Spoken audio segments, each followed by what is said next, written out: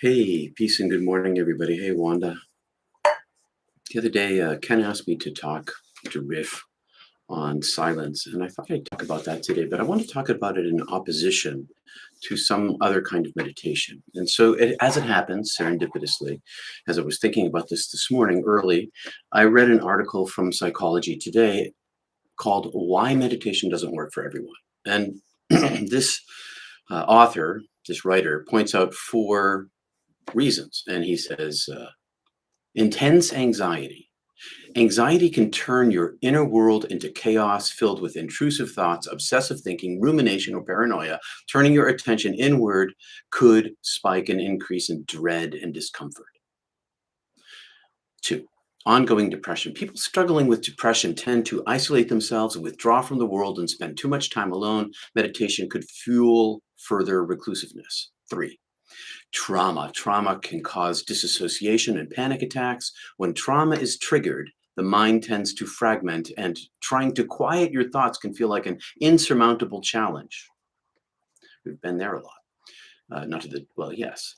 Psychotic episodes. Psychosis generally is defined as a break with in reality testing. This leads to an unstable and fragile sense of self. Meditation could further break this and magnify these distortions. Now, this kind of meditation, as I understand the article, is much more about mindfulness. This is the the process by which, in your meditation, you quiet yourself. And I'm sure you've all had this experience. I've done this myself. Is that we quiet our minds and we let our minds wander. Let the mind do what the mind does and separate ourselves from it and observe it from above, like a witness, paying attention to what's going on inside oneself, just observing. But the problem, of course, as he points out, is that if your inner world is in turmoil and there's intense anxiety or ongoing depression or trauma, PTSD, these thoughts and things, these emotions can rise up and overwhelm the observer, the witnesser. I've had this experience myself. I've had, like, if I'm just wandering around inside myself, I'm quieting myself and I haven't gone into any sort of silence. I'm just letting my mind wander and observing myself as I sit there.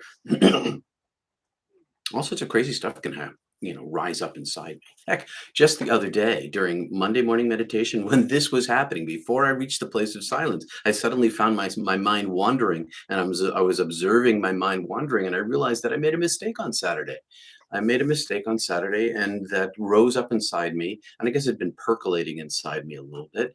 And I realized it, and it's good. And next time I won't make the same mistake, which is wonderful. That's an advantage to this kind of meditation where you watch your thoughts arise. But there are problems with it, and that's that if you have an interior turmoil, and that turmoil becomes disruptive, and so meditation actually becomes this negative thing.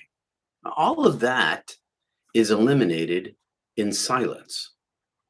Now, Ken asked me to talk about silence, to riff on silence, and so my first thought was, how do you talk about silence? In silence, there's no talking. In silence, there's no self, there's no thinking, there's no presence. Well, there is a sort of thinking. And as opposed to just witnessing your thoughts arising, as you know, we practice this technique of mental focus on a chant or a mantra that uses the mind against itself. It prevents the wandering by focusing it on a singularity. And in that singularity, eventually what happens is the repeating of the process of the meditation, the chant and the breath riding together, is that the chant falls away and you're left only focusing on the breath, where there is no thought, just focus. So, in this place of silence, when I reach this stage, and this is the place I meditate 85% of the time, only on my breath, you'll notice that I've been increasing my intensity of my breath practice during our meditation times, because that's really what I do in my own practice. I've been trying to be gentle with everybody as we went along, but now I'm beginning to bring in other components of my practice to as techniques for you to follow inside your own practice, to find your own way into the light. So When I'm in this place of breath and silence, I use my mind actively. I make choices with my mind. I choose to put my focus up in my third eye fairly frequently. And I breathe through my diaphragm up. And I drive all of my prana, my chi, my thoughts right to here. And I just observe in my silence. So I want to talk about silence as a way of observation.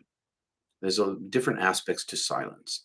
But in the silence of observation, when I'm seeing, I'm witnessing what is in front of my third eye, which is a third eye. This is what I see inside. I see a third eye. And as I don't think about it, I just stare at it. So the silence of staring at the third eye involves the continual focus on the breath so that my mind doesn't wander off into thought. That's a type of silence that I experience, that I practice. When I'm focusing on my third chakra, I feel my larynx. I go into my throat with my mind and I focus my attention inside my larynx. I feel this. And sometimes you may or may not hear me. I'll go. A sound will emanate from me that I haven't intended. It'll be something like, "Hmm, hmm." Maybe a little hum as my larynx vibrates a little bit more than I had expected. And I'm focused right in there on that presence of this space. And so in the silence, when I'm staring here with my mind, it's more about feeling here.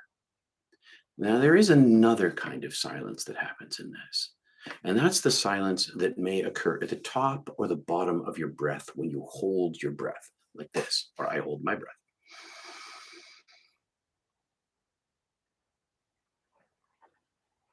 I'm just focused on the stop.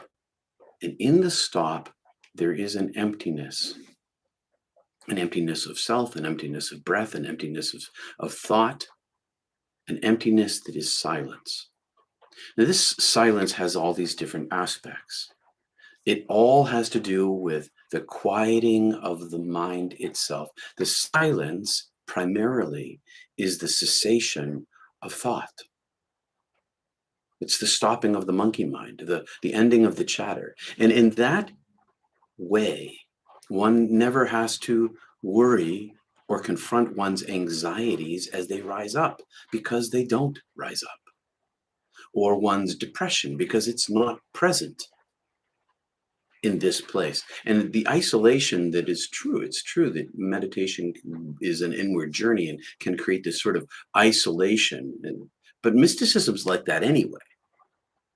And contemplation is always private inside the chamber of your heart.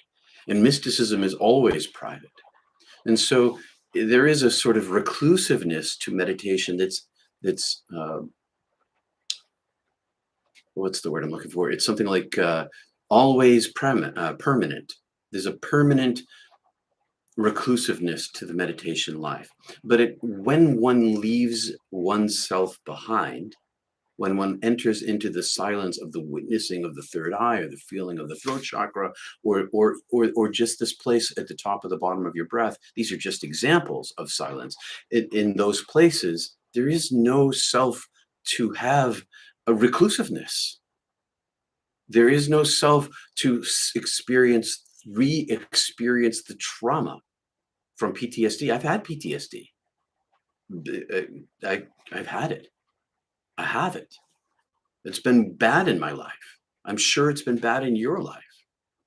And sometimes when we quiet ourselves, those trauma emotions rise back up again. But in the silent place where the self is not active anymore, the false mind, the false self isn't active anymore, there is no self to suffer. So during my worst times of PTSD, when I when I meditated, I didn't have PTSD. I don't have dyslexia when I'm meditating.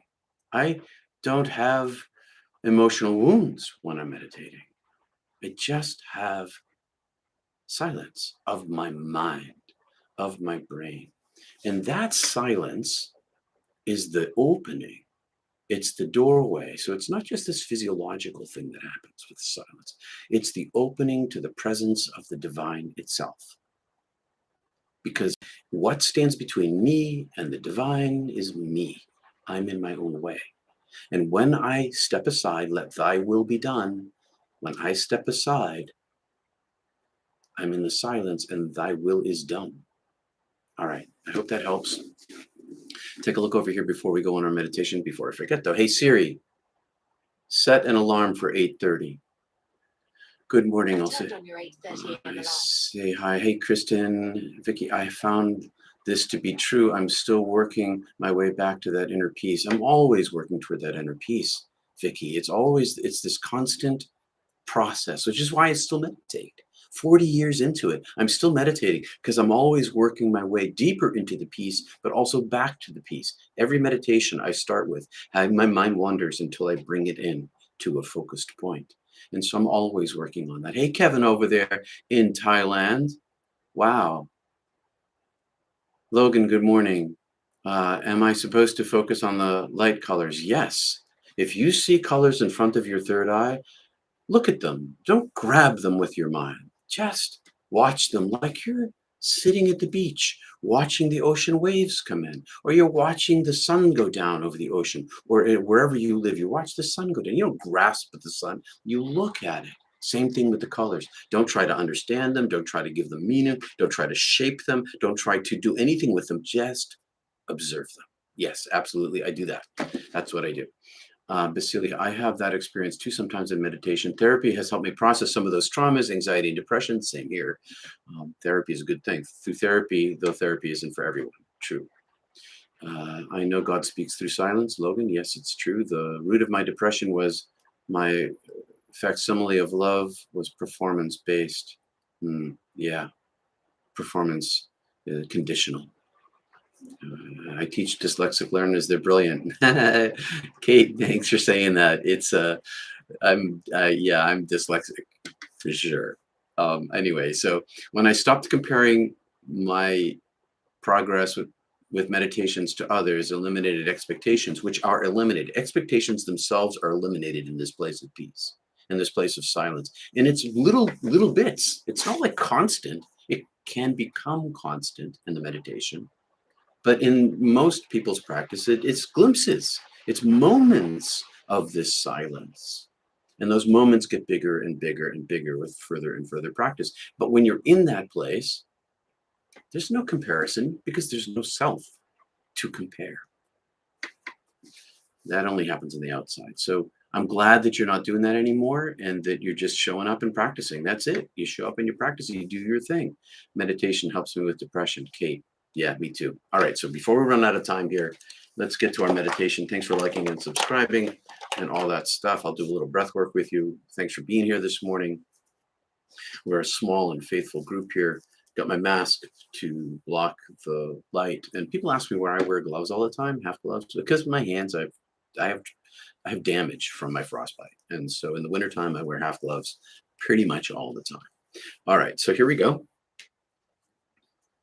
Begin with 3 ohms, pull my mic in, stretch out my face, hands on my lap. I put them in a cupped form, thumbs together, feet are flat on the floor, relax my legs, relax my thighs, settle in, relax my muscles, burp a little. Sorry about that. Here we go. 3 ohms.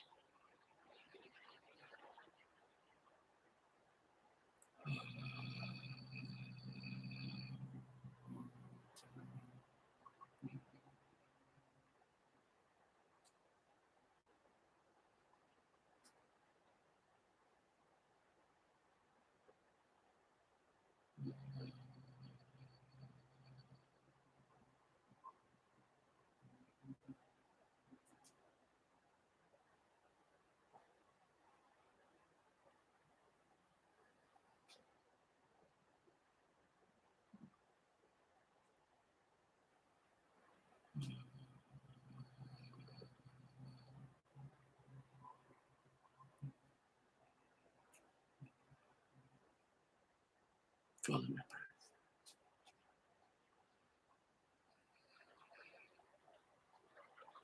Compress lower muscles as you exhale.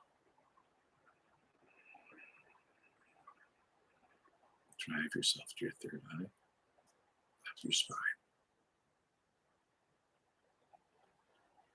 Relax.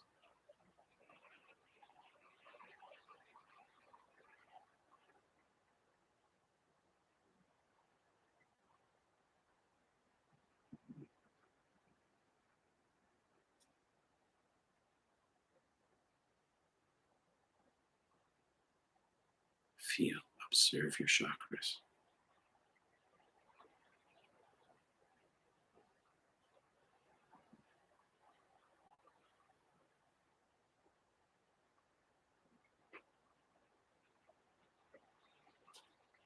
When your mind wanders, return to your chant. On your own.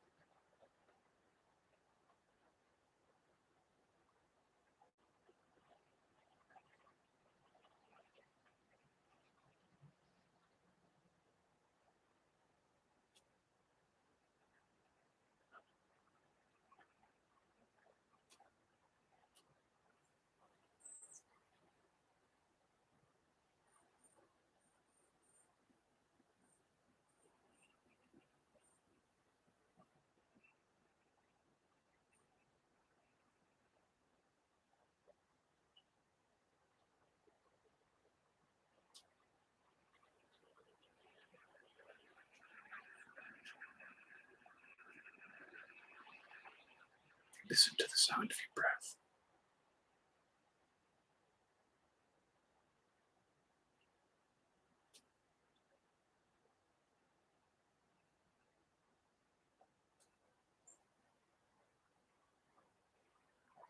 Feel your body as it inflates.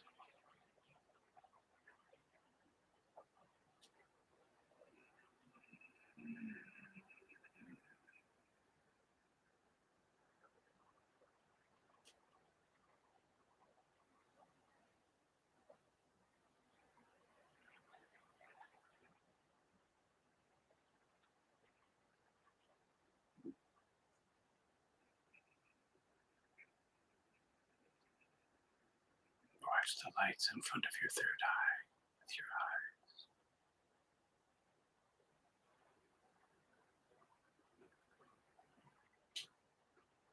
Just observe.